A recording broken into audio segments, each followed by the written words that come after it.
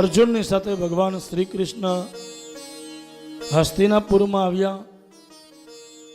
રાતના મીટિંગ કરી. પાંડવો કહેવા લાગ્યા કે પ્રભુ, આ જે અમે યજ્ઞ કરીએ એ તમારી આજ્ઞા મુજબ આ યજ્ઞ થશે. જેમ તમે આજ્ઞા આપશો, જેમ તમે કહેશો એવી રીતના યજ્ઞ અમે કરશો. તો ભગવાન કહેવા લાગ્યા, જો મને તમે આગળ રાખતા હો અને મારી આજ્ઞા પ્રમાણે તમે કરતા હો તો હું તમને કામ આપું છું. આ પ્રમાણે તમારે બધે કામ કરવા. જે પ્રભુ તમે આજ્ઞા આપો. તો કહે, સહનતાની મૂર્તિ સહદેવ અને નમ્રતાની મૂર્તિ નકુલ, પાંડવોના બે નાના ભાઈઓ. એકમાં સહનશીલતા છે અને એકમાં નમ્રતા છે.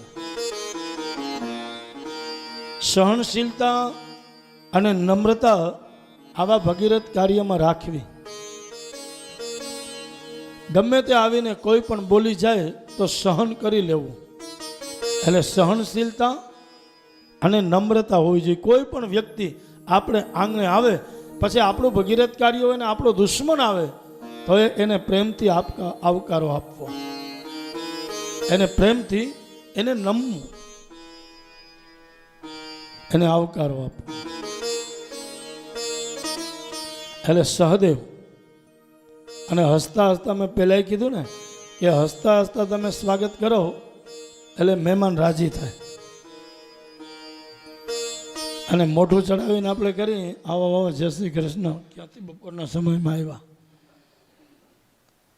તો એ પછી રોકાઈ ન શકાય.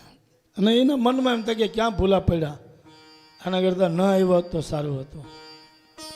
પણ તમારો ચહેરો હસતો હોય, તમારામાં નમ્રતા હોય, વિવેક હોય, મર્યાદા હોય.